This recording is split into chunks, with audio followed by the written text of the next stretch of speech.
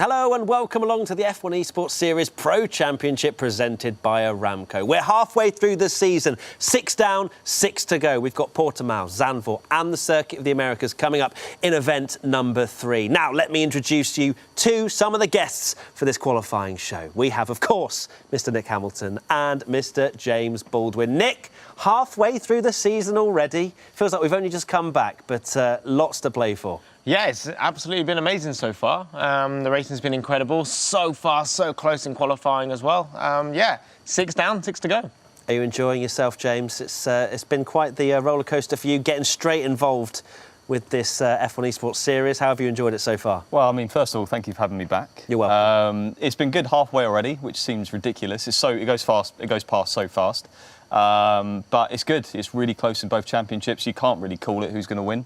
So, yeah, let it continue, I suppose. You can't tell who's going to win. Let's take a look at the drivers' standings and see how we look after the first 6 rounds. Jarno Opmeer at the top, our reigning champion, but Lucas Blakely not too far behind. 14 points the gap between those two. Then you've got the 2 Red Bull drivers looking ominous in 3rd and 4th. You have to imagine Rasmussen and Kiefer will come good by the end of this season. Then Barry Burman, very much consistent, hasn't he? He's been your sort of pick of the season, hasn't he, Nick? Hashtag back Barry. Is that still trending? Yep, still trending, and he's seen it as well, believe it or not. Has he? He messaged you, didn't he? He did message me. Well, yeah. I love how you're quite very touched by it. I was like, yeah, no worries, Barry, I got you. Oh, I love that. Second page of the drivers' standings. Is there anyone that particularly surprises you, James, in that second page? Well, I mean, absolutely, Danny Beresnay. I don't know what is happening, but 0 points on the board, halfway stage. It's Danny Beresnay. I mean, it's crazy to think that.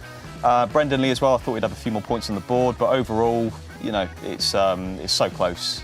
None of those drivers are bad, but it looks that way on the tables. That's how it is. Yeah, and you highlight how close it really is. Let's take a look at the trophy. This is what we're playing for this season. And, of course, we don't have the drivers here in the studio, but they will be sent via first-class delivery.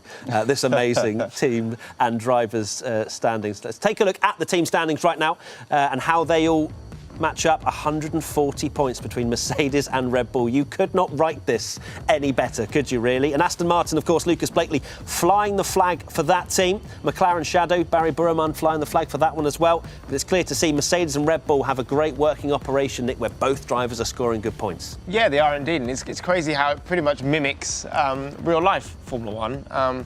And you would say it's just down to because maybe Mercedes have a better car than most of the teams, or Red Bull, etc. But this championship is all equal equipment, so it's actually the drivers, doing the job, working as a team. And yeah, Mercedes and Red Bull have got it pretty much sweet. Let's take a look at what we've got left in the event schedule, the race calendar. The final 6 races over the 2 events, Portugal, Netherlands and the USA, coming up over the next couple of days, and then we finish in Italy, Mexico and Brazil. What are you looking forward to there, Nick, in this event 3? Portimao, obviously new to the game, new to the calendar this year, and yeah, I think it's going to be a really interesting circuit to watch. And you, James, what would you like to? If you've done this, you've been there, done that. What would you look forward to out of between round 7 and 9? Probably the same. Is it Portimao or Portimao? Either. Whichever one you fancy. Portugal. I'd go for that one. Yeah, it's much easier to pronounce, isn't it? But, of course, we have Portimao, where the drivers have to learn, this track as soon as it was released by Codemasters. How difficult is it to learn a new track, James, on especially a new game as well? Everything's a learning curve. Yeah, I think, well, when the drivers are at this level, it's relatively easy. It's just that final 10th or 2, and if it's anything like real life, it was low grip, so it's going to be a lot of sliding around, and the drivers will be close. There's no doubt about it, but yeah.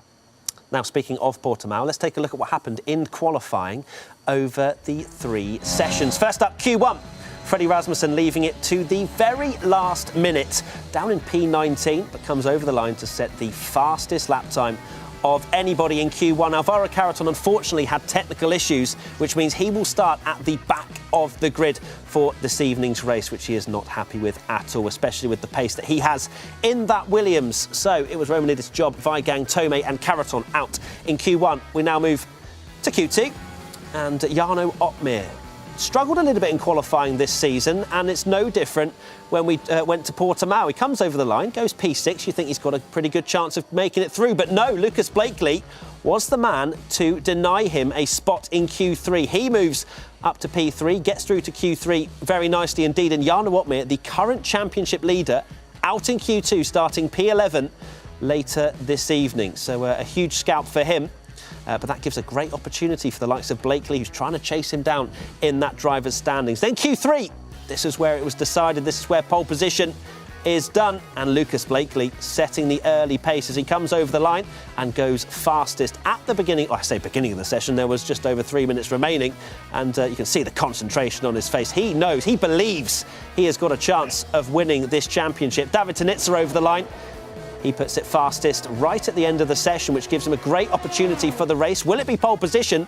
We'll find out in the next few seconds. As you can see there, not running a huge amount of force feedback on that Fanatec wheel.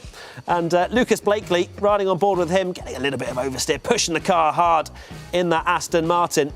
And could he take it to the top of the standings? Well, let me spoil it for you right now. And no spoilers, you can see it on screen. He goes to the top of the standings. Freddie Rasmussen comes over for only P6, but it's Lucas Blakely on pole position for later on. And look how much it means to him. What a great performance, Nick. Yeah, he's really, got some form this year, hasn't he? I'm so surprised and shocked, but happy for him to be right up there, P1 again, starting from pole. Can we take a look at the gaps? The gaps, 7 cars between just over half a tenth of a second, James. I can't get my head around that. I know, I don't want to sound like we sound like broken records every time. That's the closest it's been. I was going to say it gets worse. Is it better? I don't know if this is better. It's so close. There's qualifying. I mean, this is the reason the qualifying show exists, is because how amazing these qualifying sessions are. But 7 drivers within half a tenth. Yeah, and that's Rasmussen and Berman doing exactly the same time. Yeah, and that as well. And 3 cars separated by 1,000th of a second. That's literally just the smallest correction on the wheel, isn't it? Missing the upshift, or it's nothing. Not even that. And there's it's a massive consequence if you're on the wrong side of that 1,000th. It's just, crazy. Now, qualifying is incredible. We've already said that. We're actually going to take a look at a hot lap comparison, which we usually do with you, Nick, but we're going to look at a Q2 one. So it's going to be between Jarno Opmeer and Freddie Rasmussen. Jarno, of course, not making it through. Freddie manages to get P3 in Q2. So let's take a look at exactly what happened. Right then, so into turn 1. So Freddie's a 15.4, Jarno's a 15.5. So this is the lap that effectively knocked Jarno out of Q2, wasn't it? So what were your thoughts on the first couple of corners there, Nick? Well, I would say straight away, both drivers look pretty much exactly the same. You can say, Rasmussen's got a little bit of oversteer here on exit of, turn 3. And the reference after sector 1 then, the shadow on the left, Freddie's, half a tenth ahead? Yeah, if that. Even with that oversteer moment as well. Yeah. So he was carrying a bit more speed through there. Braking seems exactly the same.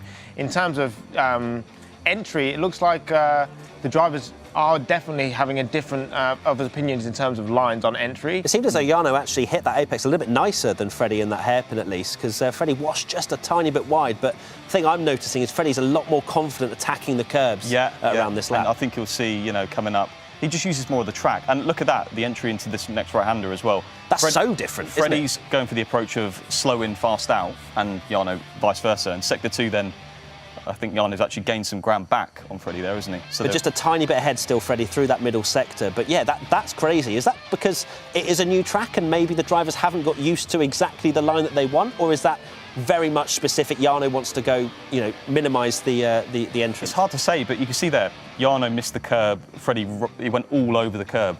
To me, that looked fine on Jarno's screen, but there's clearly a difference because Jarno gets knocked out because of that one mistake. Because effectively, they were equal.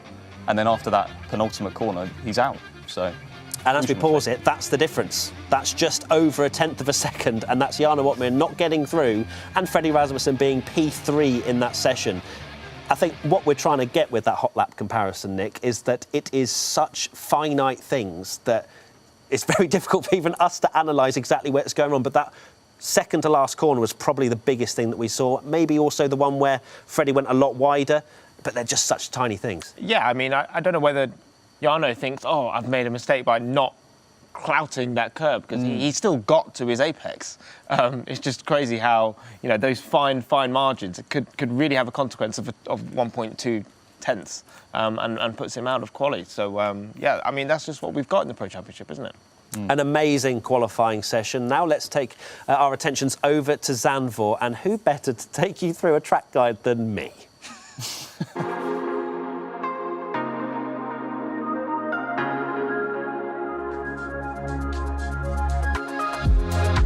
We're at the Dutch Grand Prix, Zandvoort. Max Verstappen, the home hero, in the Red Bull. What an atmosphere it was this year to see him win his home race. Into turn one we go.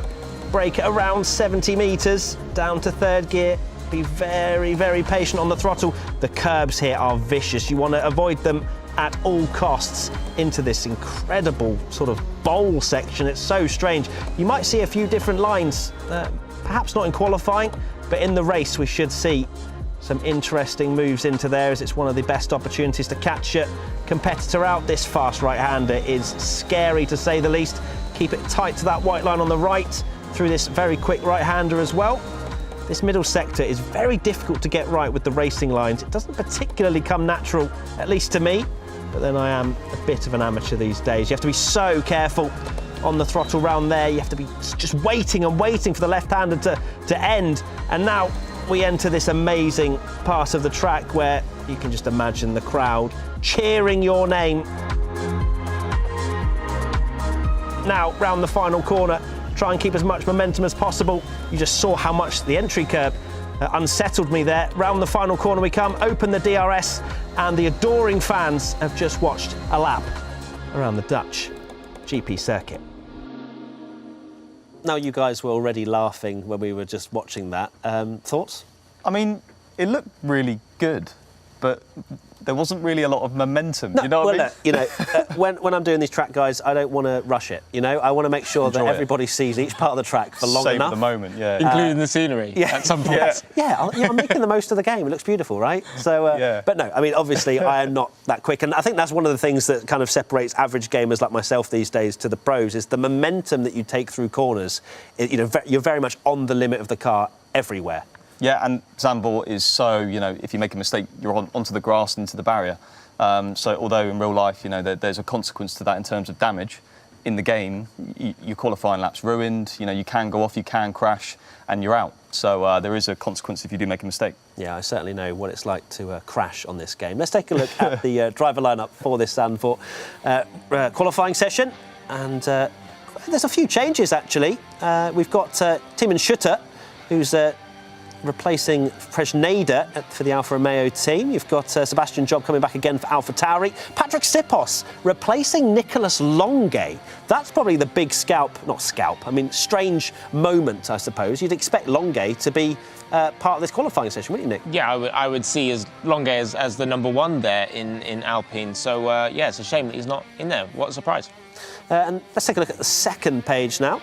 And Matthias Irvin and Cedric Tomei still trying to get Haas off the board with those 0 points, unfortunately, in the team's championship. Joshua Dowu and Bardia Buraman. So no Danny Beresnain for the McLaren Shadow team. Of course, no changes for Mercedes or Red Bull. And then for Williams, we have Caraton and Dikapua. And is that how you say it? You were saying when we were rehearsing earlier, James, how would you pronounce it? Dikapua. Dikapua. I could be wrong with that. that. I've still got it wrong. Brilliant. And let's talk about driver rotation, actually, because we've seen it a few times this season. As you know, we've had Beresnay coming in for McLaren Shadow. It hasn't worked. He's had 0 points. What do you kind of make of driver rotation in this series? Do you think it can be beneficial? Do you think it tends to not be? Where do you stand on it? I mean, to me, you know, if you're rotating your drivers, it shows there's a lack of certainty as to who is your quickest drivers. You know, Red Bull, Merc, they don't rotate and they're at the top. So they're clearly very happy with their selections every race. But I suppose when the drivers are so equal in a team, you've got to do it. And do you feel like when you're in the team and you know you could potentially get dropped, is that a fear? Do you feel like you have to perform every race? Well, I mean, it depends. Different drivers react differently to it. Yeah. You know, some drivers will see that as a pressure and, I'm going to perform better because I don't want to lose my seat. Other drivers will crumble and, perform worse. It really depends on the individual, Yeah, that really is interesting because, as you say, people can sort of react differently to different situations. How would you react to that sort of scenario where, because you were part of the Esports series, you drove a lot in the actual main races. Yeah, it's surprising that because I wasn't doing very well. Come on, James, you're I wasn't. But clearly enough that you were getting the seat. Yeah. So how did you work with your team? Was it a case of driver rotation is going to happen for this race if you don't get to X time? Was it very much based on each track and how quick you were? Do you think it changes between teams? Is it all just completely up in the air? It's purely down to pace. Yeah. But I suppose if there's a scenario where all the drivers are equal in practice, then you can maybe gamble on one that's not had a chance. Like Joshua Idowu, him and Danny Beresnay probably are a similar pace, but maybe it's his time to shine, so to speak. Amazing stuff. Now, we had a few weeks off. Let's see what the fourth member of our quali show, Steph, got up to in that break. Hi guys, it is Steph. I am on the ground at the Qatar GP and there is just a lot of noise going on behind me in the background. But I've started right here with Ferrari because I know that Charles Leclerc is Matt's favourite driver and he's not a fanboy, just passionate. And I just have to tell him that I interviewed Charles Leclerc last weekend at the Brazilian Grand Prix. So I hope you're not too jealous, Matt. But yes, I've got a few interviews in while I've been here in Qatar and also in Brazil. We talked to McLaren, we talked to Ferrari, and so 50% of the Twitch quartet has been spoken to. We also spoke to Lewis Hamilton, and so I've spoken to the brother of Nick. So I guess I'm not going to tell you which is my favourite Hamilton, but Nick, you might need to do a little sucking up now. So as you can see, it's been a very, very exciting weekend for me. I've been working with Formula One and Track TV, talking to drivers, providing entertainment, providing analysis, doing all of the good bits and bobs, but I'm very, very excited to come back for Esports this week for the third event in the Esports Pro Championship 2021. Off to Portimao, Kota and the Netherlands. It is going to be a fantastic event. I will save all of my knowledge on Brazil for the final round of the season, but yes, I hope you guys haven't missed me too much. Maybe you'll not see me again because the sunshine, the weather here is, I'm sure, much better than that in the UK right now. But nevertheless, I will be back and I will see you guys soon for the third round of the Esports Pro Championship. Amazing stuff. Steph, you said that you weren't going to come back, but here you are once again. Hello, Steph. It's a pleasure. Do you know what? I decided to come back just for you guys. But yeah, the weather isn't it. Yeah, we've got no sun in the studio, unfortunately. How was your trip? Did you enjoy it? It was fantastic, yeah. So I was working with Track TV, providing all the entertainment for the fans at the circuit. Absolutely brilliant to work with Formula One, to go to Brazil and Qatar. Fantastic, had the best time. But yeah, now I get to continue my high with you guys and come back for the third round of the championship. I'm very jealous indeed. Steph, you've been taking a look actually at what happened in last year's Zandvoort qualification. What can we expect maybe coming into this year? Well, there's a lot that we can see from the graphic that will be coming on the screen right now.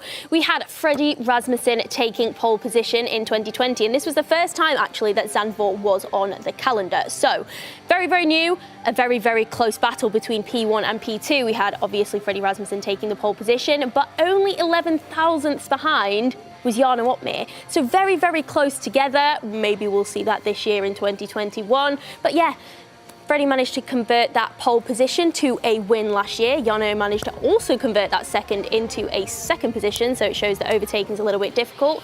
As we can see that this is the pole lap that Freddie managed to do throughout the 2020 season. Yeah, so this was Freddie's best lap, of course, right at the end of the session. Track Evolution at its best, and Freddie was on pretty good form as he secured pole position, but as you say, very close. It's a short lap, so you'd imagine that qualifying is going to be even closer this year. Nick, you look troubled. I feel like it's maybe the comment that Steph made about who's the favourite Hamilton. It's literally only just come into my head, what I've just sort of realised. The penny only just dropped about what she said. Only just dropped. Did you say...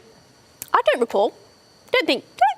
I feel like you got a bit you have carried a away. favourite Hamilton and it's not me. Do you know what? What I will say is Lewis was showering me with compliments. He was telling me how he loved my hair, and do you know what? I haven't heard that from you yet. So I think that's what you might need to be doing. Okay, well, she's got a nice shirt on. A nice shirt. Thank you very much. Nice of you to notice. So before a fight breaks out, let's take a look at the front of the grid forecast challenge, as we like to take a look at. And of course, Nick still has that king, that crown on his name, but that's unfortunate for us. But Steph, run us through your predictions first.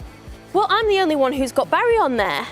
Yeah, what happened, Nick? #BackBarry. What happened to #BackBarry? Okay, let's also... Nick's pointing at the screen because, well, Nicholas Longuet is in my predictions, even though he's not racing, because I think he's that good that he could get second without even racing. So instead, Marcel Kiefer is my P2, because, I hadn't been told the roster or whatever. It's fine. But we've all gone for Freddie Rasmussen. We're the Freddie Rasmussen fan club today, apparently. Any reason for that, Nick? Well, he was P1 last year. He's looking very, very strong in qualifying this year, and so I think you would be silly not to put him there for a potential pole. Yeah, but Barry, why did Barry not make your top 4? No, is he a P5? Nothing against Barry. Nothing against Barry whatsoever. Barry is my man, and he's done a fantastic job this year. Super consistent in all the races and qualifying. Yeah, thanks for putting me on the spot. No worries. Matt. No, absolutely, all the time. James, I actually wanted to ask, when are you going to speak to the producers about getting your own column for that? I don't know, mate. You know, you're sat there, you've got your own brain, you've got your own predictions. What do you make? Got your own brain. Yeah, apparently. he does. Thank you. He can think for himself. What would be your All right, top I'm not 4? going to pick Freddie. It's going to be Barry. You probably should have thought about that before you started. Yeah, it's going to be Barry on pole, Barry Daniel on Moreno, Lucas Blakely, and Jarno. Amazing. So you still don't score any points because technically you're not on that column. So I don't know what to say to you, mate, to be honest. I'm going to lose sleep now. You are the most knowledgeable of all of us, to be honest. So maybe you'll get some points. I'm just heard in my ear that qualifying has indeed started, but we will be waiting for that first qualifying lap to happen. But you reckon Barry, you're backing Barry the whole way? I'm backing Barry. Hashtag back Good, Barry. I'm glad. This is why I started the the movement had taken a big hit by you not putting him in your top 4. No. So. I started the movement. What do you mean? Yeah, but you're supposed to be the train conductor. Yeah, you need to maintain the movement. Yeah, but it doesn't mean that I don't back Barry. But you clearly don't back Barry. But I do back Barry. This whole back Barry thing is literally Back Bazza. It's literally melting my brain. I've actually just realised that we haven't been given any iPads, so I'm just going to say it out loud that our producers should probably sort that out. And I actually can't see from this distance because so Nick is fully blind to this this whole qualifying session. Fortunately, I can see kind of what's going on. But Q1 is underway, and of course we don't tend to see many flying laps, at least with any particular tyre that they want to do. This is the first flying lap for any people that are watching the qualifying show for the first time. James, run us through why they're on the mediums. Not really many reasons, I guess. Well, there's only a certain amount of soft tyres you can run, so save them for when you need them, when the track gets obviously more grippy as the session goes on. So just get warmed up on the medium, get yourself into the session. And there's always a little internal competition amongst the drivers, on the medium on the first run, who's P1, just to prove you're quicker than everyone else, I suppose. Just a bit of an ego contest, really. That's massively. Everyone's got an ego on this grid. Yeah, absolutely. They wouldn't be in the teams if they weren't, pretty much. Well, no, Lucas Blakely, surely. He's one of those humble guys on the grid. They need an ego. You're a driver. You need an ego, don't you? You don't ask him. You have to, What do you mean, him? I have a name. I have a name. I also have feelings. Do you? Yes. Believe it or not. But you need to believe in yourself. You have to. You've got to believe in yourself. Otherwise, you wouldn't be in the car or you wouldn't be where you are. So, and these guys, even though it is strictly a game. There's so much competition, and they put so many hours and hours upon hours to perfect it. So there isn't as much difficult moments between drivers like there is in real life. But in terms of the competitiveness, it's no different. So, for everybody watching, you're probably happy that it's now full screen and our mugs are off your device or whatever you're watching it on. Sebastian Job is on a flying lap on the mediums at the moment, but as James says and alludes to, it's more just confidence. If you do a pretty good lap time in the mediums, I guess it kind of states your claim that, I want to make it through to Q3 and have a great qualifying session. Absolutely, and it's worth saying as well, this track is, Monaco's not on the calendar in F1 Esports, but it's probably one of the circuits where qualifying is most important. Narrow, high speed, it's going to be really hard to overtake in the race. Doesn't mean it's going to be boring, you never know, but quality is really important here. Steph, I noticed that you didn't go for any FDA drivers. Tanitsa or Lee weren't in your top 4 after that huge prediction you made for them. In Monza, I think it was, wasn't it? Any reason you didn't decide to choose Well, those? it didn't work out for me, did it? I'm still on 0 points, so I think that's the reason. Okay, fair. Just imagine being the only person on 0 points. I know, I can't, because even I've got a point. I would take that right now. Did you? You're not even in the championship. No. You're not even in the competition. James, did you get any points? I got it bang on, I think, as far as I remember. Bang on? Yeah, Oh, yeah. Right, here we go. Yeah. All right, I shouldn't have asked you. So we've got Jarno Watmir at the top of the timings right now with a 1:10.0 with Joni Tormler P2, Daniele Haddad P3. Some drivers don't bother with the medium lap time. Is that just because they just can't be bothered? Potentially. I mean, David Tanitsa, for example, he's still in the pits, not really bothering. What you want to do, you want to make sure you go out on that soft run and you know exactly how the car's going to behave, how much grip you've got. So maybe some drivers view it, if you go out on the medium, you're going to put yourself off balance. Your references are a little bit different. Yeah, you brake slightly earlier, stuff like that. So some drivers prefer that. See, for me, I like working to a delta. So even though the soft tyre will be easily a better delta, a faster delta, psychologically it helps you when you're up. It's confidence on a lap, gives you more confidence throughout the lap. That's a great point, actually. Yeah. So I would go out just to set a delta lap. I'd say that's probably one of the best points you've ever made, Nick, on the show. Wow. Wow. It's a great touch because I love a delta too. Who doesn't love a delta? Didn't we talk about this last time? I'm getting deja vu. No, but this is like a proper point. You know, Okay. I think we kind of. Yours is just a rubbish point before. So I don't get a prediction. Oh, I'm going to go in it. Oh no, please don't. You're a great asset to this show. Alvaro Carreton has just gone fastest by 0.03 of a second. I think that's going to be a running trend of what we see when we get into the business end of these qualifying sessions. Marcel Kiefer P8. So Freddie was P6 in the previous qualifying that we saw for Portimao. Of course, Lucas Blakely had a great qualifying session, pole position from Portugal. I'd imagine he'd want to do something very similar at a track, as you mentioned, James. Very difficult to overtake. Best overtaking opportunities probably turn one, you'd have to say. There isn't really many other ones, maybe down into the last sector as well. There's a DRS detection zone there as well, as we're seeing with Fabrizio Donoso. But really, it's not the hardest of braking zones into turn one as well, with it being cambered. You can take a lot of speed in there. Yeah, maybe turn 3, which is the bank left. Because there'll be risky different though, lines. isn't it? Yeah, it's risky, but there's different lines there, isn't there? Yeah. So you'll probably gain on the way in, but lose on exit on the way out. But yeah, it's going to be interesting to see when it comes to the race. Santa has brought me an iPad, and I'm very excited to see the live timing now. And Nick still hasn't been given one, which is brilliant. So unfair. The one member that apparently couldn't see the screen. Now I know. Now I know what MB really thinks of me. Yeah, you're going to get a bag of coal, mate. But anyway, 11 minutes 34 to go, and we still await some soft tyre runs. Brendan Lee's out there on the mediums as well, P3, 1:10.0s. What sort of benchmark time are we looking at, James, do you reckon, in terms of the delta between the mediums and the softs? Are we going to see a big change around such a short circuit? I'll be honest, I've not done practice on this track for this game, but I'm going to estimate, maybe a second quicker. Okay. I could be overestimating that, but 109s. I'm sorry to put you on the 109s. spot, my friend. I'm sorry. There is a sim up there if you want to go have a play. It's fine. It's in Hamilton Corner, which I did not ask. I did see that, ask actually. me first. Is that new?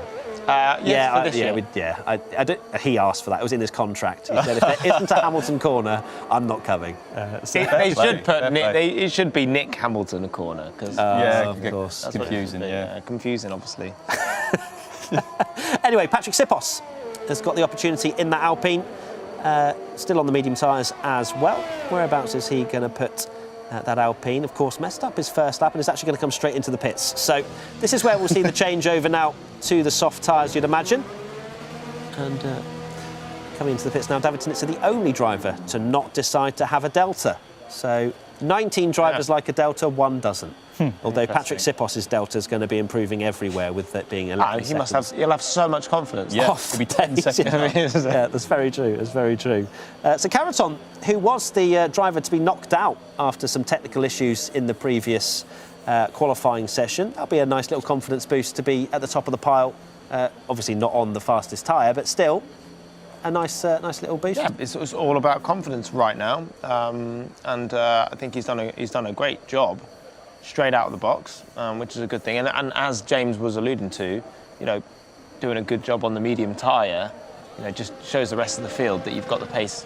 And we will see what that pace is like very shortly when the drivers come out of the pits. This is a nice little lull. What would you say is the most difficult thing about this Zandvoort circuit, James, in order to get right? In Gallagher's track guide, we did mention. Well, I mentioned about the curbs being quite lethal. Yeah. Is that something that you'd agree with? Is there anything else about this track?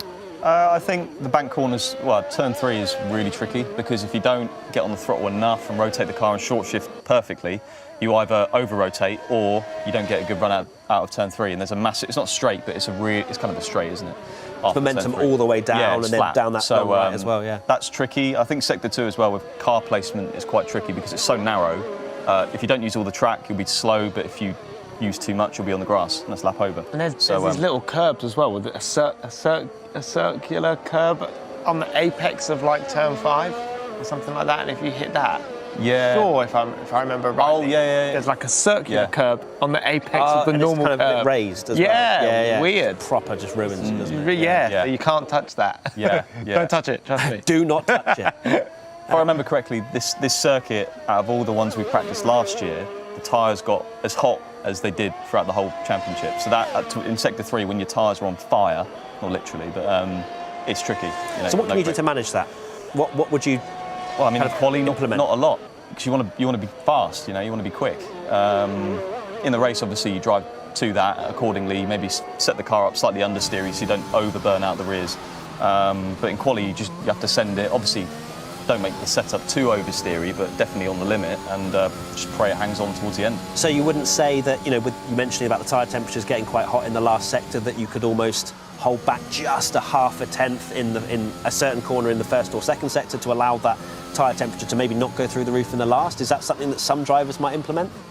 I think if you definitely have the approach of I'm not gonna get wheel spin. You know, I'm not gonna push so hard I'm gonna oversteer, because then you really do throw the lap away because your tyres just get too hot. So Barry Burman's on a lap here on the soft. He is indeed, a very quick one Is as he gonna well. be the first one across the line. He is. So he's the first driver out there setting a lap time on the soft tyres. He's gone purple in the first sector. We've had a few other drivers through that first sector as well. Sebastian Job has done an identical first sector to Barry Burman, and you can see the line he takes to there is just minimising the distance as he comes over the line, and there's a 1 minute 9.5 for Barry Burman. Let's see who else is out there. Otmir has set the fastest first sector of anybody now. Joni Tormela is half a second up on his 1 minute 10.2. So looking like a pretty decent lap actually as well for Tormela. Very similar to Burman through the first two sectors. Round the final corner, then there's nothing he can do really apart from minimising that distance, as I mentioned. Doesn't take as an aggressive line as Burman did. And he comes over the line now. Joni Tormela goes P2 with a 109.541. Brendan Lee now the fastest first sector. David Tanitsa goes P3. It's close, really close. So Marcel Kiefer does that line. Do you reckon that saves you a few thousand? It does, a second? yeah, a few hundredths. Maybe a few thousands, Lewis always told me you need to release the car. But in real these life, guys that's aren't true. releasing the car, Because in right? a sim, in a game, you don't have tyre scrub. Yeah, true. So that friction doesn't come into play, you know? So you can take the shortest line possible. I did it in real life, and the engineers and the driver coach was like, what are you doing? Don't do that. Don't do that. All of a sudden, James Baldwin's like hugging the inside as soon as he gets off the corner. On the exit of Chapel, Silverstone, I just kept it left straight the whole way down the straight. Incredible They were stuff. thinking, what? So Danny Moreno now, he is about to set his first representative lap time on the soft tyres, and he goes P5. Schutter's done a nice lap, P4 in the Alfa Romeo. Daniele Haddad, Aston Martin, 109.512 in P3. Lucas Blakely, half a second up on his lap time, which was a 1 minute 10.1, so that will get him into the mix if he has a nice last sector as well. Marcel Kiefer, the fastest at the moment in Q1. That should see him nicely through to Q2. No such pressure that we've seen a few times with Marcel in qualifying, so he'll be very happy with that. Lucas Blakely to the line now. He is going to go P1. Lucas making some serious things. He's putting himself on the map to really be challenging Otmir over the rest of these races and the last two events. Lucas should see himself nicely into Q2 as well. Nice lap from Lucas. Yeah, really, really good lap. It seemed like it really came together towards the last sector. Kiefer doing a great job up there in P2, and Haddad as well, P4.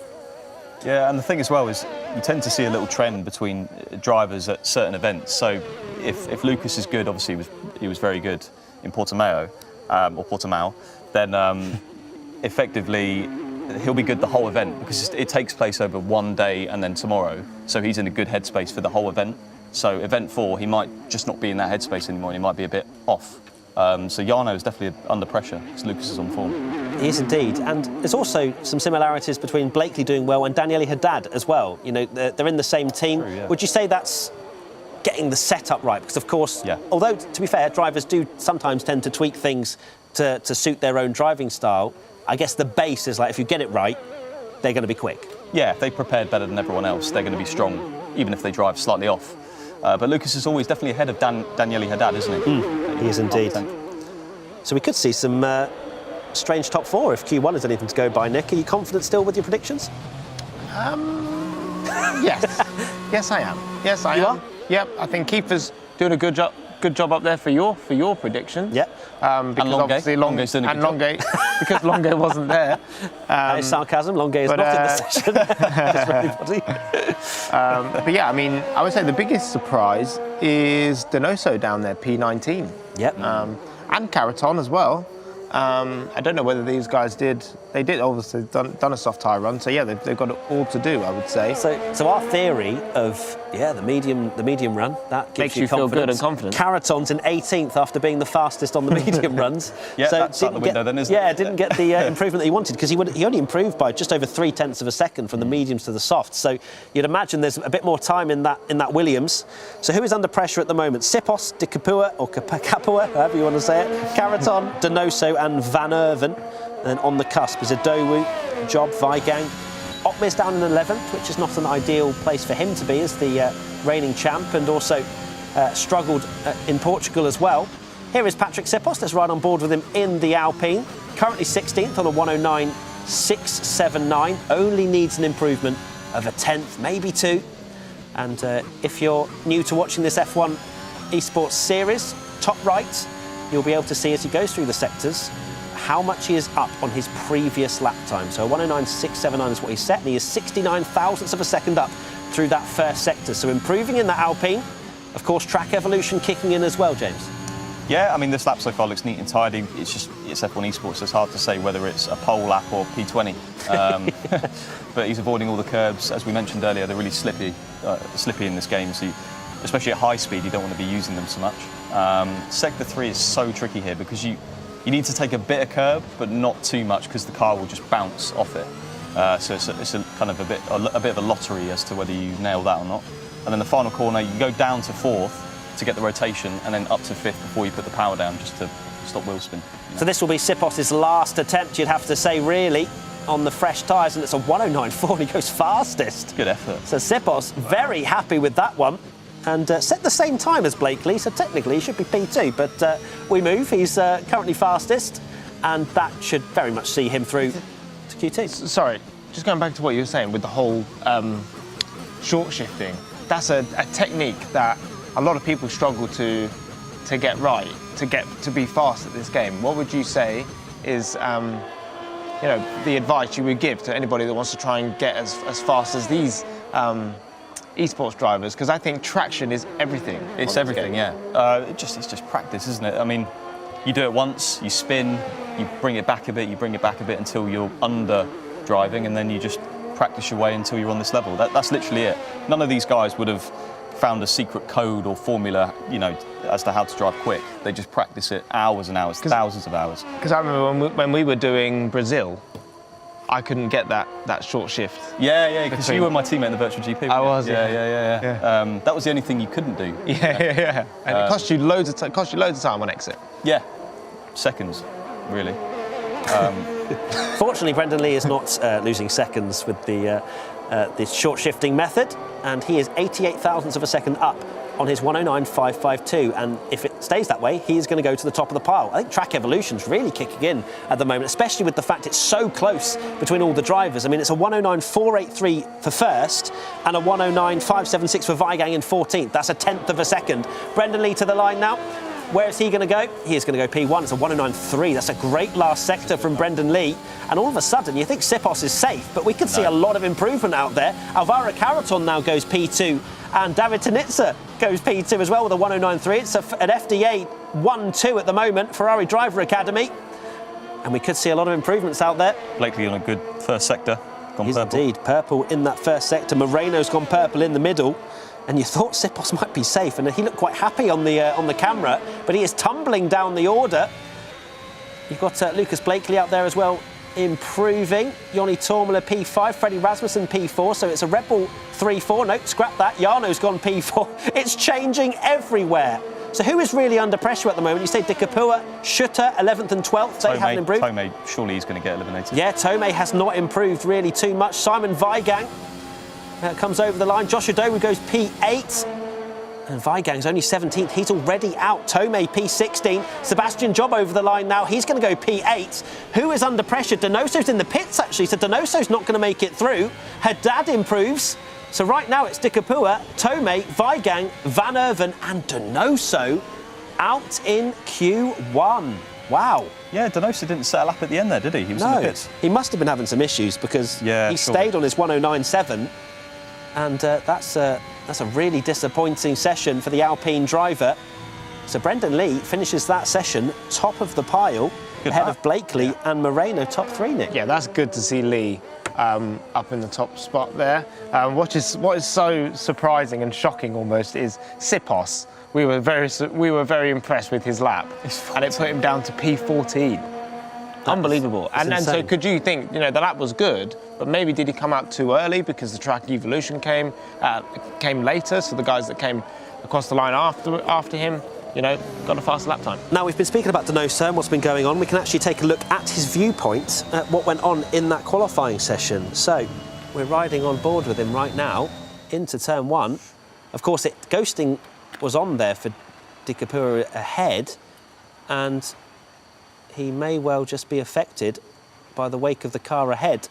So, Donoso just losing time hand over fist, and that's pretty much his lap time gone. He was just over 2 tenths down. With Alessio ahead. So although, there you go, he invalidated before the right-hander, but he was down anyway. Yeah. But although ghosting's on, I think you get the dirty air of the car ahead. Yeah. So it's not ideal. So the timing of that run was pretty, disappointing, I guess, for Donoso. Yeah, you wouldn't want to start. Of course, you wouldn't get the slipstream. Yeah, it's just I think he a disaster. Yeah. Capua to move out the way? Yeah, to move out the way before turn 1, yeah. So maybe he thought he was on a lap and then decided, oh, actually, hold on. He was just starting his lap time. So completely disastrous for Donoso there. Yeah, I mean... And he was quick last year here as well, wasn't he? He was P4, P3? Yeah, we looked at that earlier and you thought it was this year, didn't you? You were like, whoa, Donoso! And yeah, at it again. Yeah, shocking for Fabrizio. Let's take a look at the confirmation from Q1 and what happened in that session. The dropouts are De Capua, Tomei, Weigang, Van Erven and Donoso. So unfortunately, both Hasses out again, but it's not a huge gap. But a 10th, 2 behind is just more than enough, especially around such a short track. So that means both those drivers are out. Donoso, unfortunately, making a mistake there with the timing of his run. Weigang will be disappointed with that as well. You have to say he's been having some good qualifying sessions of recent. And Alessio, of course, just missing out in P16. It's going to be a very, very difficult race for those 5 from there, isn't it? Yeah, with Fabrizio's got it all to do, hasn't he, from P20. That's not normally where he is. So he's definitely out of position, but overtaking is going to be super difficult here. And we're going to see a DRS train. If you put your money on it, you're getting your money back plus 1p, aren't you? Because a DRS train is going to happen with how close these drivers are around here. Yeah, and Haas just... They need something, don't they? It's maybe the preparation, or I don't know what it is, but they're always consistently in Q1 or out in Q1, which is just not good, is it? But let's talk about Brendan Lee a bit more, shall we? Because he's kind of had a bit of form in that Q1 session. Could we see a revitalisation? I don't know if that's a word of Brendan Lee, a resurgence. That's probably a better word to use. Maybe. I mean, it's one session.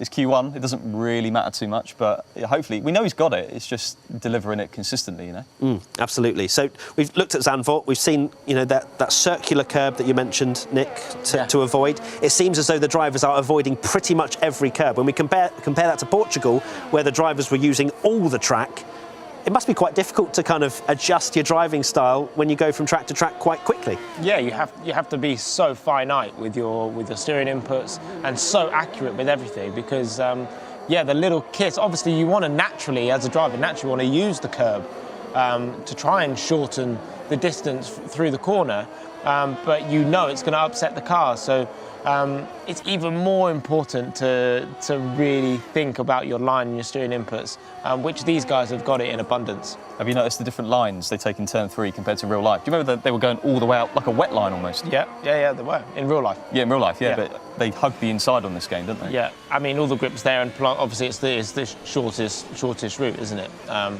But yeah, look, it's good to see Brendan Lee back up there after Q1, and I always like watching Brendan Lee drive and how he turns his head, and he looks quite aggressive with his steering input sometimes.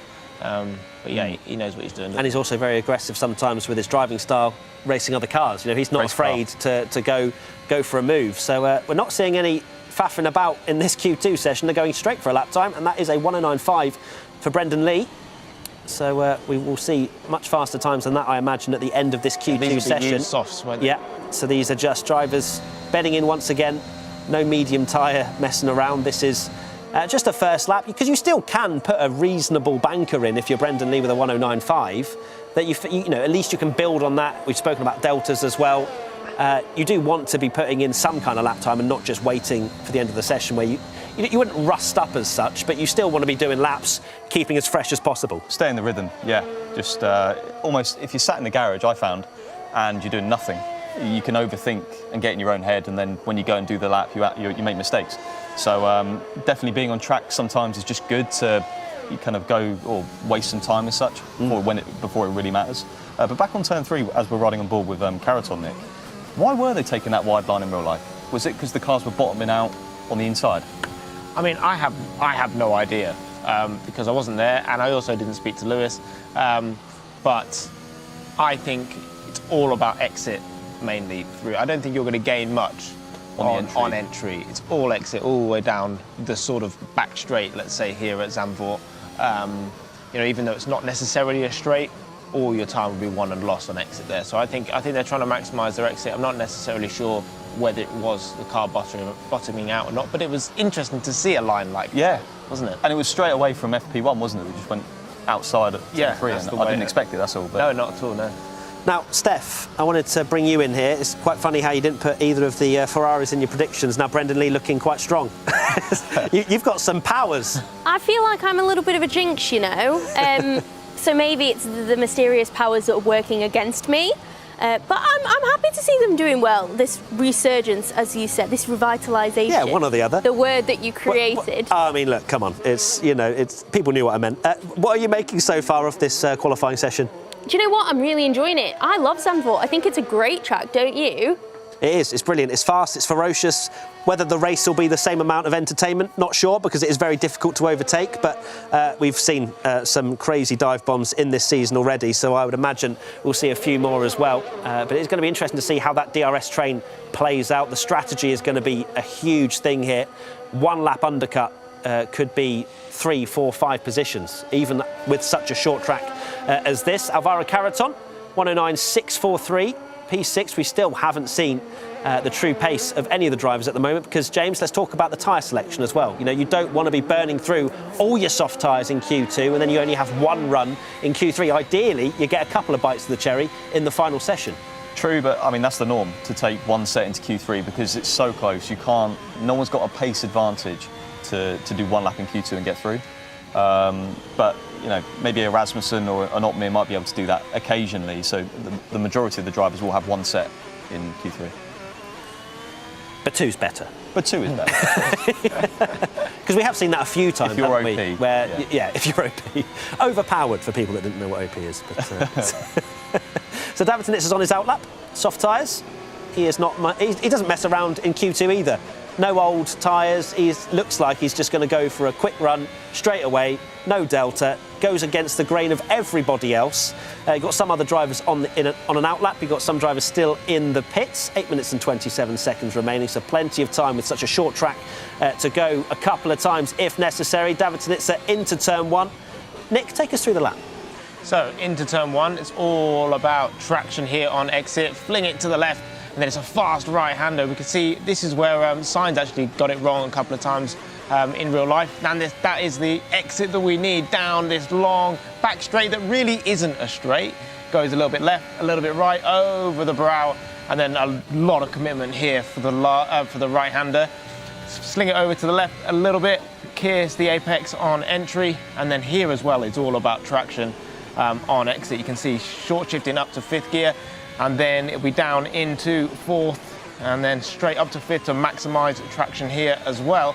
And then it's a really well-known corner, I'd say, here for Zandvoort. The right and then left hairpin, hitting the apex really, really decently. And he went down to 2nd and straight up to 4th. It's exactly what James was talking about. And then, into the last corner. Traction is absolutely everything, and now hugging that banked right-hander and trying to make sure that it's the shortest distance to the line. That's P1. Lovely stuff. So 109.5 for David Tanitsa. It looked perfect, didn't it? We were riding on board. It didn't seem like there were any mistakes or anything like that, but it's just where the drivers are able to push that extra hundredth into certain corners, get a little bit more momentum.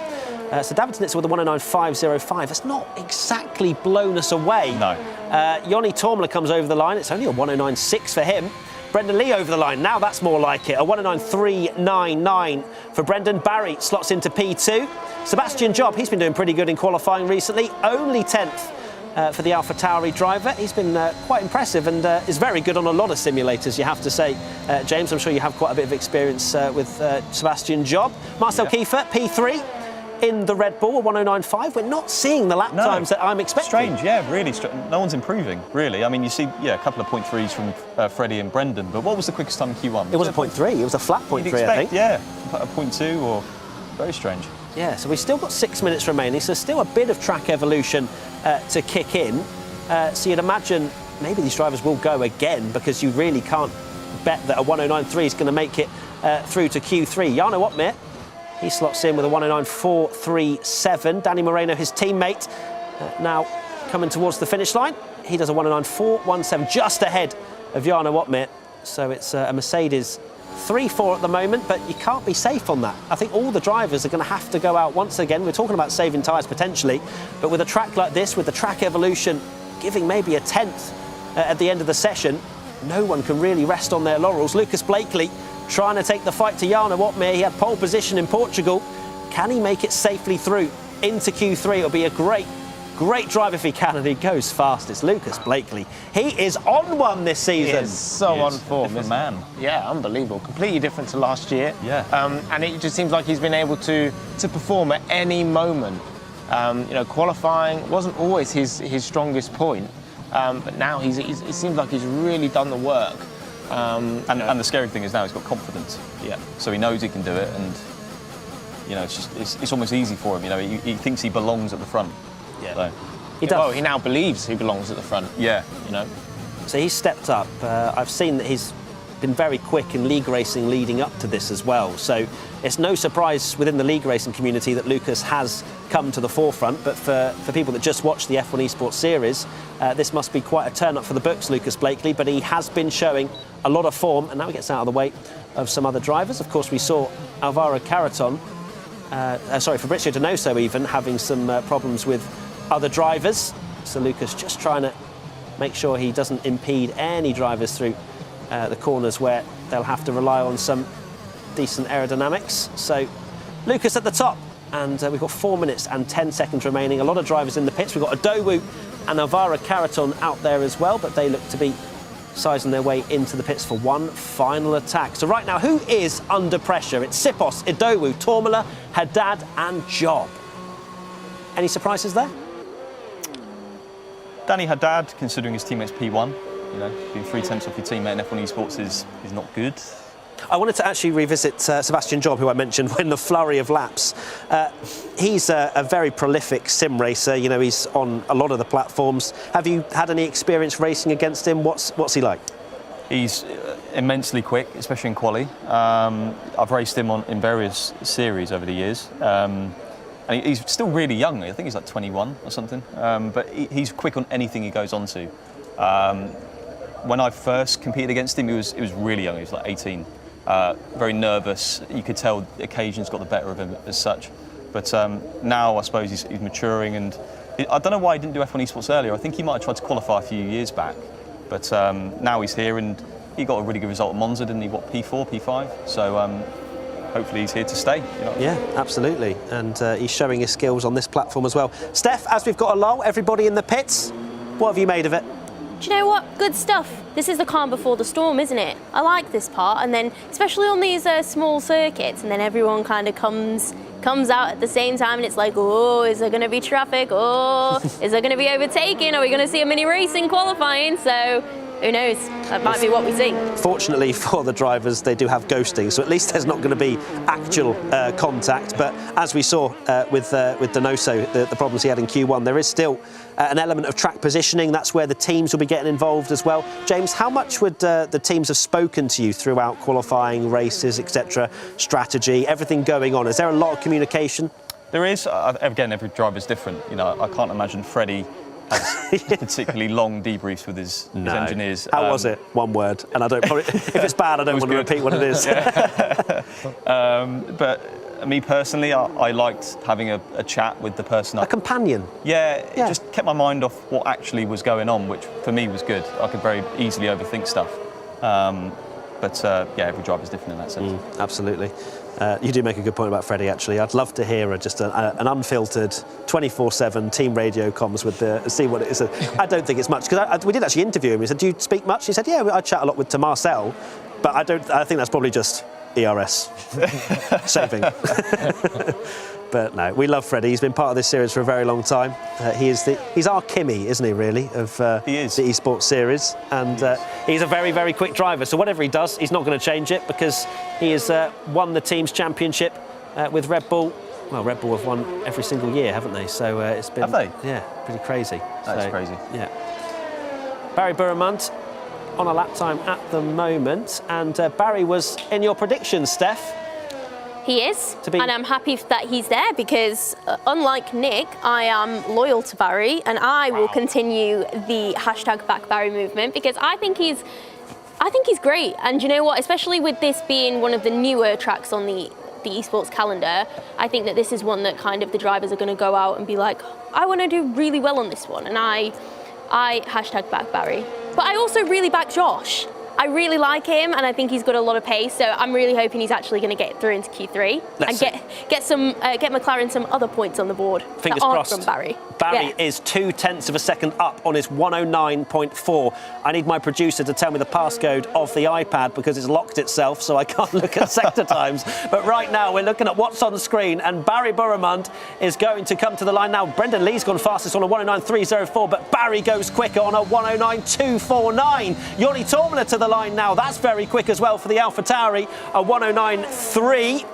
And who else is improving out there? Lucas Blakely goes P4. David Tanitsa now goes P4 in the Ferrari. And wow, look at that. So Marcel Kiefer can only go P6. And Freddie Rasmussen is now dropping down as well. Lucas Blakely, a 109.209.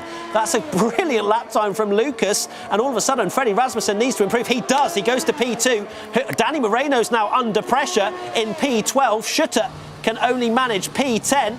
Idowu now P14, but I'm looking... Otmir at risk. Yeah, Otmir at risk as well. Very good point. P7. Moreno, though, is going to be the big scalp if he cannot improve, but he does improve to P4, and it's Idowu and Haddad we're still waiting to see. Josh Idowu to the line now in the McLaren. It's a 109.302, puts him up to P6. Marcel Kiefer out in Q2. That's a huge scalp for Red Bull. Haddad improves, but only to 11th. So the dropout for Q2 is Haddad, Kiefer, Job, Caraton and Schutt. But Kiefer, P12, Nick. Wow, what a surprise that is. And we know Kiefer's really, really hard on himself. He wants perfection all the time. To see him down there in P12 is definitely something he definitely wouldn't want. And also the team for Red Bull with Rasmussen up there in P2.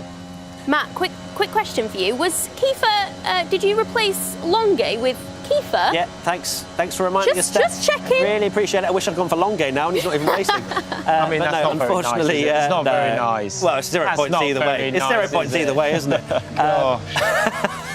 You of all people saying it's not very nice. No, Kiefer, he's done his best. He has. We know he's a perfectionist. And he looks distraught, doesn't he? Yeah, he's upset.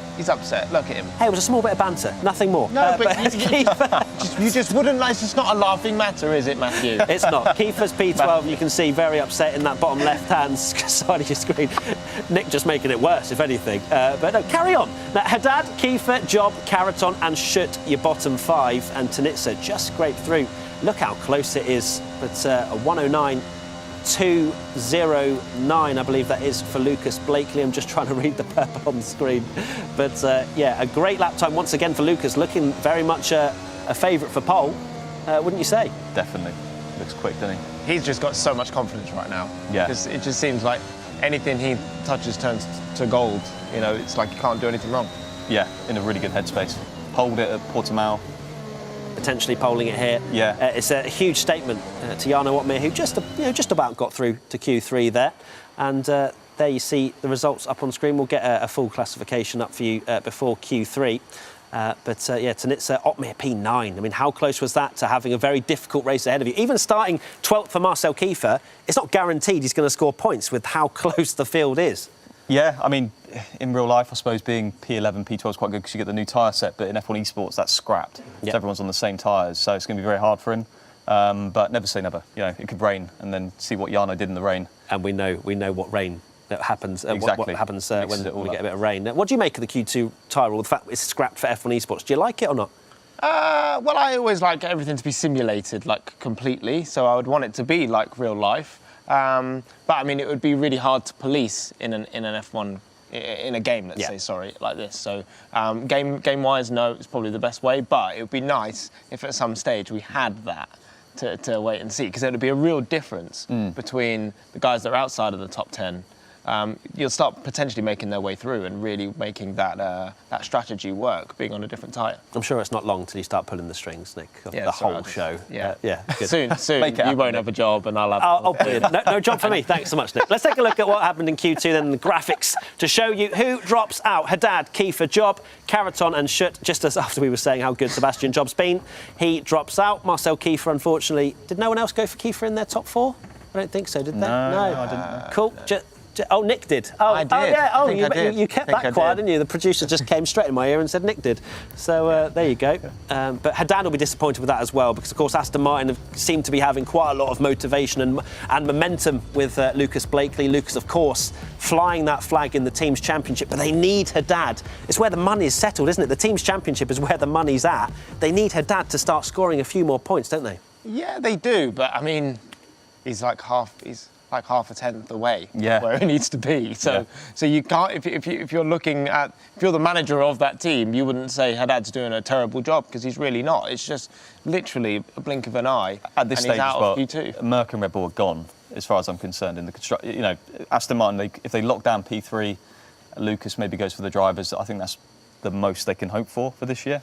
You reckon? Only halfway through the season and you're writing them off, Aston Martin. Well, Merck and Red Bull are just gone, aren't they? Yeah, they have done very well in the first 6 races. How would you actually manage that? And within a team, James, obviously you've been a part of one. I love to keep saying, you are a veteran of this.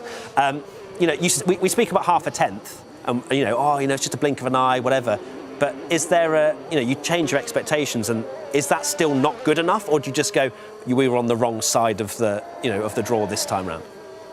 No, you're definitely hard on yourself. I think you have to be, because half a tenth, although it doesn't sound like a lot, and in real racing it's not, in F1 Esports, it's just the tolerances get lower. So if you're out by half a tenth, you need to do better, I suppose. There's no, we got unlucky. That was my question. It's not like, the teams will go, don't worry, you're only a tenth off. But a tenth is literally what they need to find in that that hot lap scenario. So, you just have to pick yourself up and do a better job next time round, I suppose. That's what we can do. Yeah, absolutely. And Haddad, 11th, it's not the end of the world. And, maybe we get some mixed weather conditions. I do love a changeable weather race. It's always good fun to see half the field on wets and half the field on intermediates. All kinds of chaos. I look forward to seeing if that happens later on today. As you can see, some of the drivers are about to start their first flying laps. You'd imagine, again, it's going to be a scrub set for the first go. Don't think we saw any drivers saving a set of tyres because of the track evolution. No, they all had to go again, didn't they? Yeah. So this will be interesting to see if anyone can get a 109.4, even maybe a 0.3 on the board to see. What do we reckon for pole? Yeah, let's do... I love that. Love that from you, James. I'm going to stick it right now and say a 109.0. Yeah, I'm going to go a 109.1. I thought you meant just a 1. Just a 1 minute lap. Just a 1 second lap. 109... Yeah, 109.0. Oh, you've gone with me. OK, now we have to... OK, a 109.08. 109.054. Oh, wow, you've gone full specific. I love that. Let's do it. You get to have your own column in the Predictions Championship if you get that to the absolute Please, number. make it happen, Lucas. No, you should be on there. Here we go, Lucas Blakely then through the middle sector. He is the fastest out there at the moment of the drivers setting a lap time. Idowu, Burraman are both on laps as well, but it's Blakely who's going quicker than all of them. Of course, we've still got some drivers in the pits. Tanitsa on an out lap as well, actually, as well. Barry Burraman sets a 109.6, but yeah, that is a box for Blakely as well. He's in the pits. Idowu comes over the line with a 109.543. again, these times, the tyres aren't holding on long enough, and I guess that kind of comes back to your point earlier, James, about the tyres kind of screaming out for help by the end. The degradation is a little bit too high for the drivers to be able to put a really good lap in on the second go. Yeah, I don't know why I didn't clock it earlier, but Sipos and Idawu, Yeah. both in Q3 is really good, isn't it? Yeah. For them. Both fresh into the series, young, give them a lot of confidence. Did Idawu make it into Q3 in China? Wow, you're really testing me now. I didn't know we were doing an F1 Esports quiz. I'm going to go... well, it's 50-50 if I'm right or not. Yes! We will fact check that for you, don't worry. But Idawu was doing very well indeed in that McLaren. And you have to say, definitely deserves that seat for Zandvoort, especially with Beresnay's struggles, which is sad to see. Such a veteran of the Esports series, and you know, Idawu was 14th in China, so wrong. Yeah, I went for the wrong side of the coin. Oh, well, I got it wrong as well. No, P7. I've just been told in my ear. Yeah, I did think my producer thought he said Yano, which is very different to Idawu, so we'll be having a chat with Ben later on. So I was right. There you go. And I want to say, we're very hard on Danny Beresnay at the moment, but we want to see him up there. No, yeah, exactly. It's such a Just shock to the system, isn't it? Yeah, it's just weird seeing him No, down. we love him. We absolutely love the man. He is sung in this arena. It's something that will be ingrained in my brain till I die. But David Nitzer on a lap time right now. Through the middle sector he goes, and it looks as though he is very much on a fresh set of tyres. Although you'd say that's a bit early if he's only got one set left, because you get one set free in Q3, don't you? So usually these drivers will just have one left, wouldn't you say, James? Yeah, I don't think anyone's got two sets. It's very rare for that to happen. If the driver, say Rasmussen or Blakely, feels they've got a massive pace advantage, obviously they'll try and get through Q2 with one set, but it's risky if you go out in Q2. You'd have to imagine that was probably a scrub set, actually, a 4.91 for David Nitzer. So I just saw him lighting up the timing screens, but not as quick as maybe the timing suggested. So Joni Tormela now, through that middle sector, he is going purple in both the first and the middle, but not by much. And Joni has been looking good. That's going to cost him half a tenth maybe, and that's just his lap pretty much ruined, which is so much pressure on the drivers, especially when you know you've only got one real attempt. This probably isn't it for Joni, but only one real attempt. Does he come into the pits? No, he decides to set this lap time. It's going to be a 109.421 with that mistake as well. I was going to say that's probably a new set. So unfortunate for Joni there. Unless, I mean, is it a new set? It's quite early to be using a new set. That must have been just a really good lap apart from that mistake, you know? Yeah, perhaps. Brendan Lee now goes to the top of the timings by 0.004 of a second. 6 minutes and 10, sorry, it is 6 minutes and 10. I probably should mention that there is a timing glitch at the moment. We've got 1 minute extra than what is being shown at the top left-hand side of your screen. So Freddie Rasmussen slots in P3. And Danny Moreno in that Mercedes. We've got two Mercedes in this last qualifying, which we couldn't say for Portugal. Patrick Sipos, a 109.393, goes to the top of the timings. Danny Moreno only P6 on that set of tyres. Lucas Blakely out there now has gone fastest in the first sector. Half a tenth off Sipos in the middle. And you'd have to say a 109.393 for Sipos, if that is on a scrub set of tyres, which I don't think so. But that's still probably not going to get you. It's going to get you somewhere up the leaderboard, as Lucas Blakely now goes fastest on a 360. A 0.3 is not going to mean you're going to start 10th, surely. You never know. You just Surely, never guys. know. Really? No. I love how both of you were like, maybe. It's very true. We cannot predict these qualifying sessions as much as we try. Lucas gets out of the way of the McLaren, who goes through. And you'd imagine there's no point really going out on a fresh set of tyres now when the track continues to evolve. No, there's no point. You may as well wait to the last minute. What I found last year is if I wasn't confident at a given circuit, I'd go out early just because the nerves take over and you want to get out there and do it before you start really overthinking it. But as you say, track evolution, the track's slower. You just need to believe in yourself, your practice, go as late as possible and just pray it works out, you know? And how much...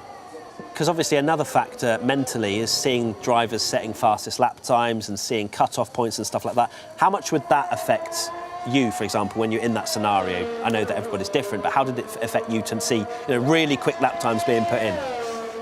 Well, you know, it does, yeah. I suppose it takes your mind off, again, driving, but it doesn't really matter what everyone else is doing as such. All that matters is how you perform, how you deliver. Listen, I mean, if your PB in practice, your personal best, is nowhere near these times, and you do your PB in the session, that's what you can do. Yeah. So you need to make sure your preparation's good, and then you perform that preparation when it matters. That's all that matters. 3 minutes and 54 seconds to go. It's been quite a calm session so far, but that's because it's all about to kick off. And we have got an extra minute on top of what we're seeing on the top left, so around 4 minutes 43 or so remaining. And right now at the top of the timesheets, as we've already seen today, Lucas Blakely ahead of Patrick Sipos, Barry Burman P3, Brendan Lee P4, Yoni Tormler P5. Great result for him just to get through to Q3, it has to be said, for the AlphaTauri team. Then it's Freddie Rasmussen, David Tanitsa, Danny Moreno, Josh Yadowu and Jarno Opmeer, P10. Jarno needs to sort out his qualifying a little bit, doesn't he? He's obviously mega in the races, but he has had a few chinks in his armour this season when it comes to qualifying. Yeah, his inconsistency in qualifying, I think, is something that he needs to work on if he wants to, take this title. Because Lucas has done I would say a better job in terms of consistency in qualifying.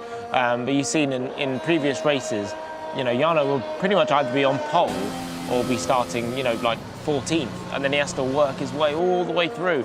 Drives an amazing race, but doesn't maximise the points. So I think qualifying is definitely something he needs to improve on, and he definitely knows that. So Lucas Blakely at the top, Steph. How's your predictions looking when you look at that top four? If it stays this way, which it won't, 100%. But are you confident at all? Do you know what? You never know. It might stay exactly like this. It might start raining. So when I look at the sky, I'm not sure. But I like your optimism for craziness. You never know. But what I'm really surprised about is the pace that these Ferrari drivers have, because they have not been... Do you know what? They're both very talented drivers, both former champions. And I expected a lot from them coming into this season. And I'm just really happy that they've got the pace this weekend. Maybe it's because it's a new circuit and they're, wanting to smash it out. But being in the top 10, especially around Zandvoort, is definitely a huge advantage when it comes to starting the race. So you can tell you've been at a Formula One race recently when you said this weekend and it's a Wednesday. But, but we'll let you Only I know what you mean. Wednesday. It's a race weekend. Yeah, I know what you mean. But no, that's quite funny. But right now, as it stands, none of us are scoring any points for the predictions. Great. So I think that highlights how amazing F1 Esports is right now and how unpredictable it is. But let's focus our attentions now. Let's go and take a look at Brendan Lee coming around the final corner. Currently P4. But you'd imagine there's going to be a huge amount of improvement on these fresh set of tyres at the end of qualifying. Who is going to be on pole for this Dutch Grand Prix? Will it be Brendan Lee? Can he find some form? The two-time champion. Into turn one he goes, and as we've mentioned, turn 3, which is coming up now, this right-hander, you want to avoid the curb, into here. Can he get it right? Look how much speed they carry in. Yeah, so much speed, but it's all about the exit. Fourth gear through there, crazy. Ridiculous stuff. Brendan Lee absolutely on the limit at the moment, and he is 38 thousandths of a second up in that first sector, but it is not purple compared to what we have seen in this session already, which probably highlights that Brendan hasn't done the first sector that he wanted. Through this quite difficult mid-section, this corner seems to go on for absolutely ever. And then you get on the traction. Try not to attack the exit curbs too much as well, because the rears can spin up quite a lot. And it's just over a tenth up for Brendan Lee. He's on a 109.417, so he's into the 0.2 range if he has a good final sector, perhaps 0.1s if he nails it. Round the final corner, maybe missing that apex just by a couple of millimetres, but that's all you need in this F1 Esports series. Brendan Lee, two-time champion, driving for Ferrari, over the line. It's a 109.241, goes provisional pole for Brendan Lee, but you'd imagine there's going to be some improvements out there. Yoni Tormler has done a fastest middle sector. Forget that, Patrick Sipos, fastest in the middle sector now. David Tanitsa, Brendan Lee's teammate. Can he get anywhere near the front row? It's going to be fastest for David Tanitsa, just pips his teammate. Yoni Tormler now fastest with a 109.218. Patrick Sipos set the fastest middle sector. Burman now, and Sipos goes fastest. What a great lap. Freddie Rasmussen over the line, and now he goes fastest. Blakely on a quick one. His improvements everywhere. Jarno Opmeer, the current championship leader, can only manage P4. Danny Moreno now over the line, P3 with a 0.1 as well. Barry Burman over the line for P1 in that McLaren. Lucas Blakely now only manages P3. We now wait for Josh Yadowu, the final driver, and he only manages P10. It's Barry Burman on pole position as James predicted. Freddie Rasmussen P2, Lucas Blakely P3, and Patrick Sipos. What a performance from him. Really P4 in the Alpine. It was improvement after improvement after improvement, but it's Barry Burramund. P1, you should have hashtag back Barry, shouldn't you, I did. Nick? Egg on face for me. And what an amazing job from Barry there. Wow, that was incredible. What was it? It was a 109. 125. 125. Him and Rasmussen, if you look at the sectors, identical, apart from, I think, sector 1 where Barry edges him by like 100th. It's ridiculous. Yeah, so he was Identical laps. 18 thousandths quicker in the first sector, Burramund over Rasmussen, 1 thousandth quicker in the middle sector, Burramund over Rasmussen, and then he was 3 thousandths slower than Rasmussen in the last sector. That's just the gaps that we are working with. Otmir's at the fastest last sector, and he's starting 7th. Yeah, Blakely 3rd as well. That's What a race we've got. Yeah, Blakely again out-qualifying Otmir. Of course, you didn't have Kiefer in that one, so it's only 1 Red Bull, but Rasmussen very much flying the flag for that team in P2. What a qualifying session. We always knew it was going to be close. But, I mean, I guess how many... There was 5 drivers on .1s in that final session. Not as close as Portugal. No. But still, I mean, we'll take 5 drivers with a .1 as a good qualifying session, won't we? Yeah, I mean, we got the prediction wrong. No zeros. Yeah. You know. Ah, yeah. But you did. Well done, Nick. Congratulations. We thought they were just a bit quicker, but unfortunately didn't manage to... But you guys didn't realise how, you know, the smaller margins, they're already on the limit. To find like 2.5 tenths, pretty much, to go to a 0. Yeah, it's huge. That's a lot of time. Obviously, 2.5 tenths. Q3 is obviously a bit quicker as well, so there is a little bit there, but just not close as enough. what you thought. Actually, I've just heard that Barry Burramund just set his personal best in that session. Did he really? Which I think Good is job. He just said over the team radio that that was his Amazing. personal best. That's which, amazing. That's I mean, insane. that's massive, considering how many hours you put in preparing for a circuit, and he does a PB on the day. That's on the last lap. On the last lap when it matters to take Q3, pole. when it matters. It shows you, though, that Rasmussen probably was quicker, but Barry delivered when it mattered, you know? He did indeed. Let's take a look at the classification. 16 thousandths of a second separating Burramund and Rasmussen on the front row of the grid. Lucas Blakely, another brilliant qualifying session for him in the Aston Martin. Then Patrick Sipos. I mean, to be fair, there's still less than 1/10 separating 6 drivers rather than 7, so it's still pretty close. So you've got Moreno P5 ahead of his teammate Jarno Otmir. He's in 7th. Johnny Tormlet in between them in P6. Then you've got David Tanitsa, Brendan Lee, who were 1-2 at one point in that Q3 session, starting 8th and 9th, and then Josh Adowu, 0.14 behind pole position, and is the slowest of the 10 drivers in Q3. It's going to be a really interesting race, this one. It's going to be difficult to overtake, but Barry Burramund, he's very quick in qualifying, has maybe lacked a little bit in the race, so I imagine it's going to be very close. There's the second page, and obviously the big shocks were Kiefer in P12 and Donoso at the back of the field. Steph, what a qualifying session. Indeed. I'm just getting my breath back. Give us your thoughts. Oh, I from that didn't Q3 realise session. you were actually driving. Oh, no, I was talking, hence... Okay, hence the lack thereof. Yeah. Interesting. Well, Nick, congratulations. You scored 1. I scored 1. I got 2.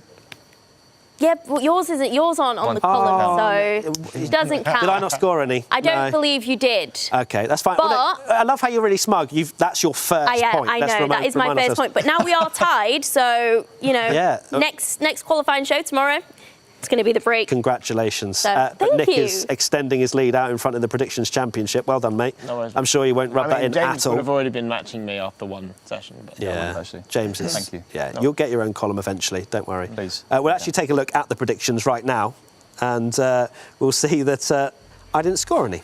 Freddie Rasmussen, I went for well, we all went for Rasmussen on pole, and that didn't happen. Where did Longue come? Again, I changed Longue to someone who got knocked out in Q2, Marcel Kiefer, so that didn't work out too well.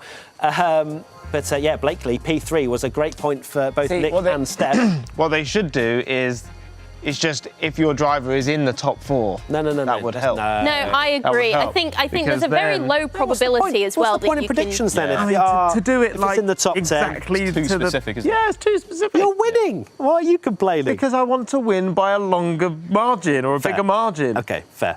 James, let's talk about what we've just seen in that qualifying session. What were your big takeaways? Burramund, absolutely insane lap when it mattered. You know, to set a PB in the actual session is, I don't think anyone's ever done it. Not very often. I know it's very unlikely to see a PB. But in terms of the championship, I suppose it's that late on. We have to look at the championship, and Rasmussen Blakely definitely putting pressure on Otmir. especially Blakely, but Sipos as well. What a performance. Yeah, definitely performance of the Driver of the day. Driver of the day. We were questioning, Longuet out, Yeah. Sipos in. Yeah. Clearly, we were speaking about driver changes maybe being a little bit negative for the teams and whatnot, but it's worked out beautifully. Clearly, Sipos, given a task, go do Zandvoort for us, and he smashed it. Yeah, amazing. I think he's pulled it out in every session so far. You know, when he did that amazing lap initially for In Q1, Q1, we went, oh wow, he's gone P1. We were so surprised. Obviously, it went down to P14, but that's the way the championship goes and how competitive it is. Ferrari but looking to continue to do that is amazing. Yeah, Ferrari looking strong as well. I know they're 8th and 9th, but both in Q3. So It's a good result. Now, if you've been interested by all of this and you want to get involved, take a look at this in-game event that's going on. You need to beat Ocon, essentially. So Ocon scored Alpine's first win in Hungary. Can you steal the win in Lewis's W12? I bet you'd love to do that, Nick. That'd be a lot of fun. You can change history. Head to the F1 Esports tab to accept the challenge, and the event ends on the 30th of November. Now, to tonight's show, we've got a lot of amazing action coming up. Portimao and Zandvoort. They were both incredibly close qualifying sessions. You'd imagine the race is going to be quite similar, lads, don't you think? Yeah, for sure. I think it's going to be action-packed. Hopefully, it's not going to be a DRS train. Hopefully, we're going to see a lot of overtaking, because that's what we're here to watch. And Portugal, how excited are you to see the drivers go around there? yeah, that'll be interesting. I think that'll be the better race, to be honest, because it's a bit more open, and we've never done it before, so we have no idea what it's going to be like. Zandvoort last year was a bit of a DRS train, but fingers crossed something happens, you know.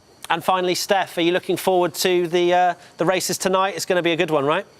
I'm going to say it's not going to be a good one because I am no longer jinxing anyone or jinxing any races. So we're not going to be in for a good race. It's going to be a DRS train and we'll see the exact same result as we've seen in qualifying. No overtaking.